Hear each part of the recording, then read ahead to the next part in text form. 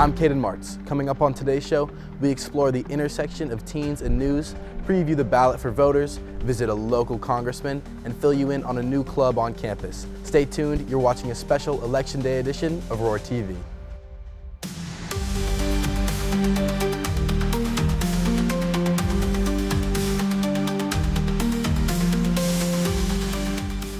Good morning, Oviedo. It's Tuesday, November 5th, Election Day in America. Today we're focusing our attention on civic engagement. While some on campus are eligible to vote for the first time, for most of us, this will be our last presidential election before we're able to cast our own ballot.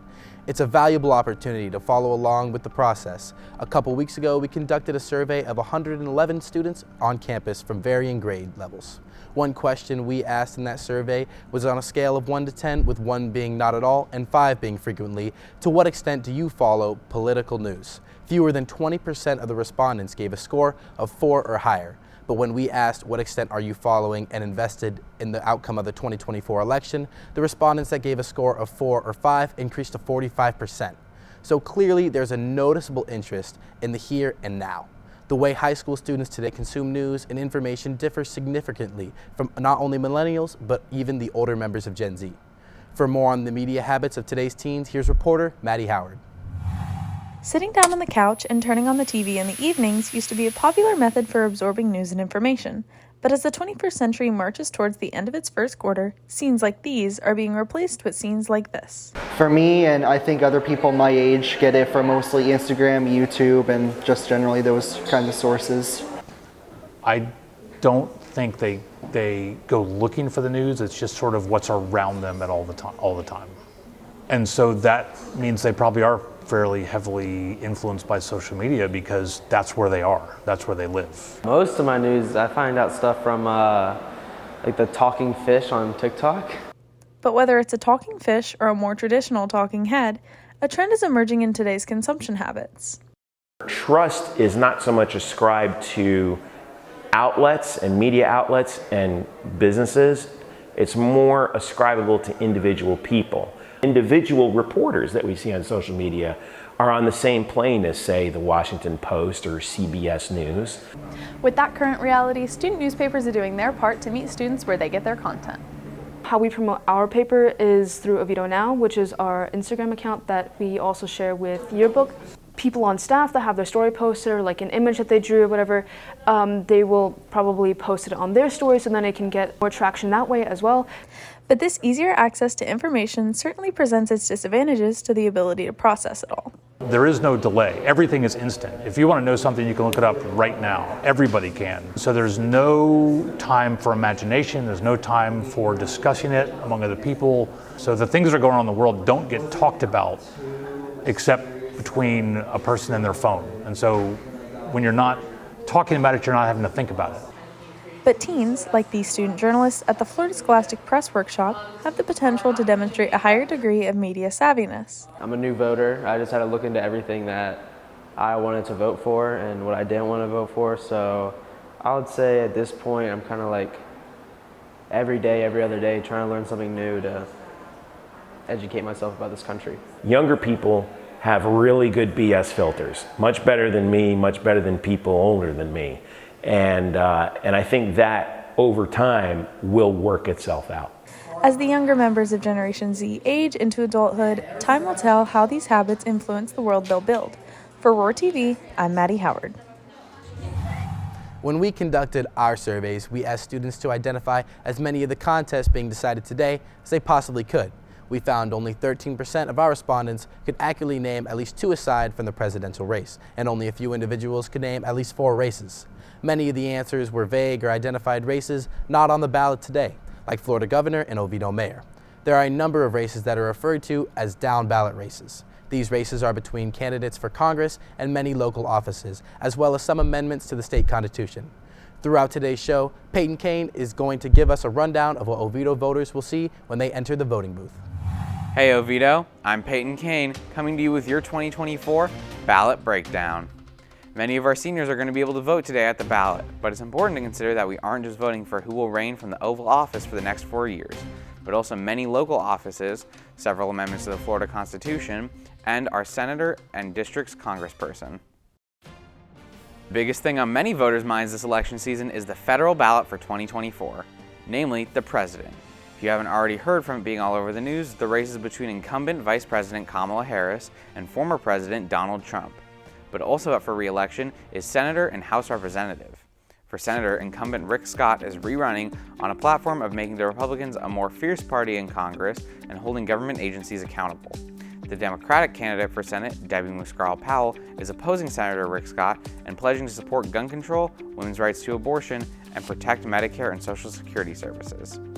Secondly, Seminole County is in Florida's 7th Congressional District, meaning that incumbent Representative Corey Mills is running for a second term. He's avidly pro-law enforcement and a self-proclaimed patriot who will have a, quote, America First foreign policy. In the Democratic corner is Jennifer Adams, who wishes to support reproductive freedom and fund education. One of the races Peyton mentioned was for the House of Representatives. The state of Florida is divided into 28 congressional districts, and each district elects their representative to send to Congress. Oviedo is in District 7, which covers Seminole and parts of Volusia County. But next door to us, in Orlando, is District 10, home to the country's youngest representative in Congress, Maxwell Frost. Reporter Tessa Timms visited Frost's office to learn how he and his staff bring the concerns of today's youth to the table, in addition to meeting the needs of the community.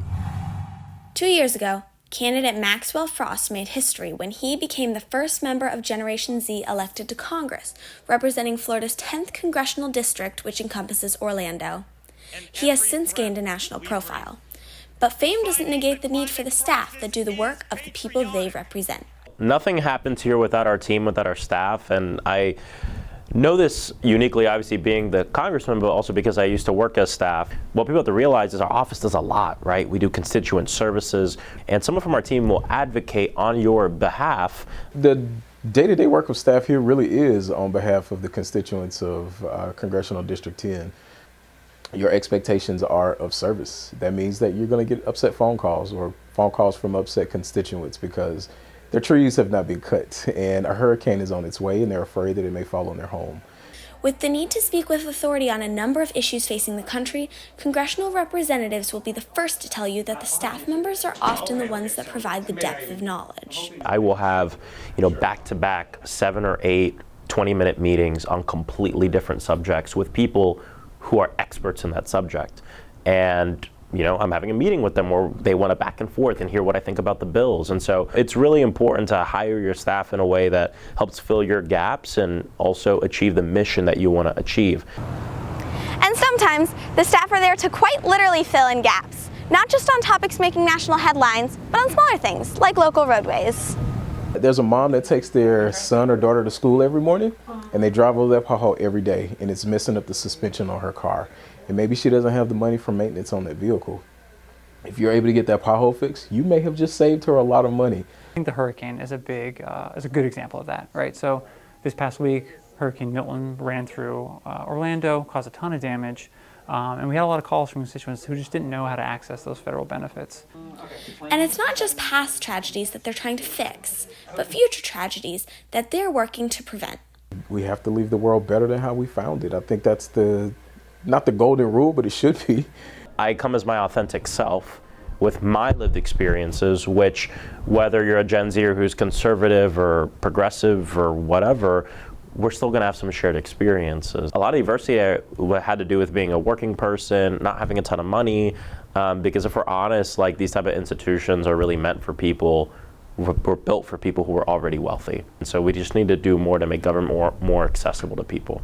As the youngest member of Congress, Frost and his staff have the responsibility of bringing the voice of this generation to the halls of the U.S. Capitol. For WROR-TV, I'm Tessa Simms. As Seminole County students, we can more readily acknowledge how school board policies actually affect students in their day-to-day lives. And in small local elections, passionate young voters are much more likely to be able to make a significant difference with their vote. There's only one school board position up for contest this election cycle. Incumbent Abby Sanchez is a veteran and teacher with 26 years experience. She promises to reduce screen time and phone usage in school, combat vaping and drug circulation, and bolster STEM programs. The other candidate, Stephanie Arguello, is the mother of an SCPS student with experience teaching at the Orlando Science Center.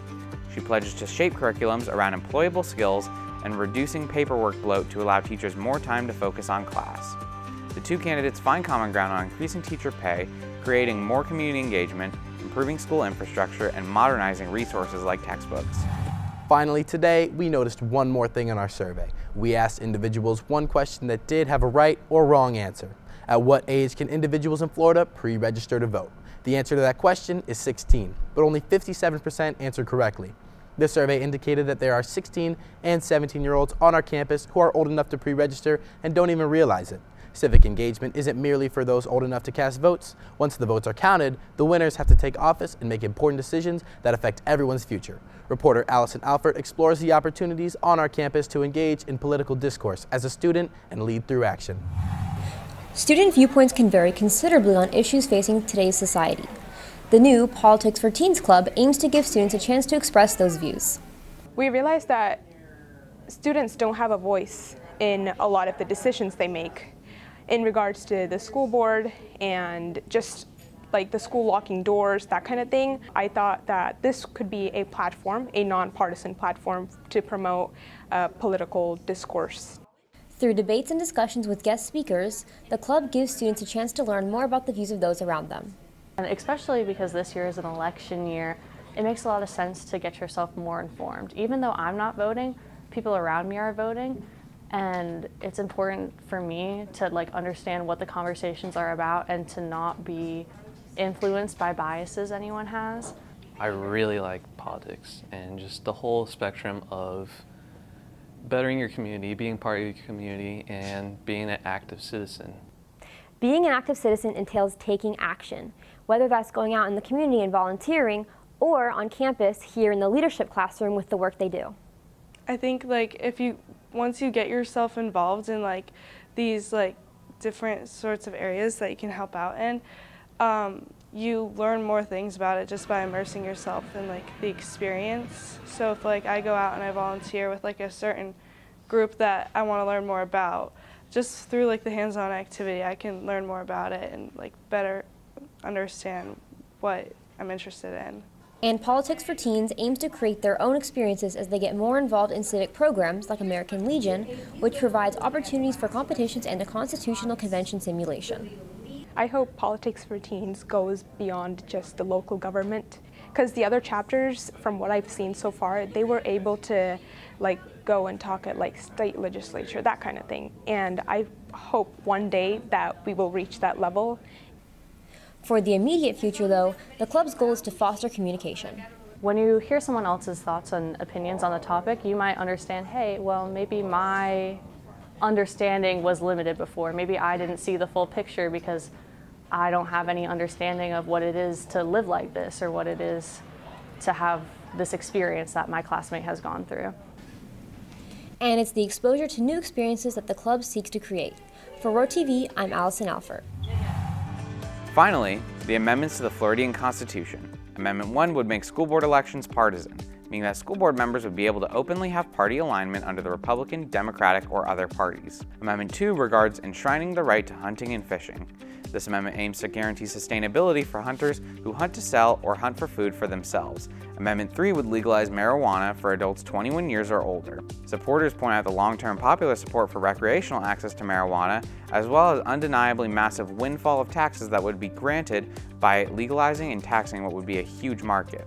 But many believe it will become a major issue if introduced legally into the public sphere like alcohol is. The second controversial amendment is the one that you've most likely heard about, Amendment 4. Quote, no law shall prohibit, penalize, delay, or restrict abortion before viability or when necessary to protect the patient's health as determined by the patient's healthcare provider. This amendment does not change the legislator's constitutional authority to require notification to a parent or guardian before a minor has an abortion. The debate regarding the amendment is twofold, the two main oppositions being whether or not a fetus ought to be considered a human life and parental consent to minors getting abortions. Amendment 5 on the ballot provides tax breaks dependent on increasing inflation to homesteaders, farmers who live off of their own land. And finally, the 6th Amendment on the ballot regards public financing into campaigns that agree to personal spending limits. Those who oppose the repeal believe that the providal of public funds to political candidates who may or may not have the funding capabilities levels the playing fields. But those who want the measure repealed believe that candidates should not be entitled to taxpayer money when they are not even in a public office.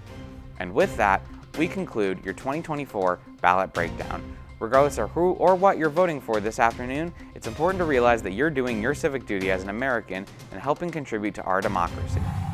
That'll conclude our coverage for today. We want to encourage you to not only follow today's election closely, but to stay informed about what those in office are doing to represent your community's interest year-round. Thanks for tuning in this morning. We'll be back tomorrow with a regularly scheduled Main 5. Have a great day and go Lions.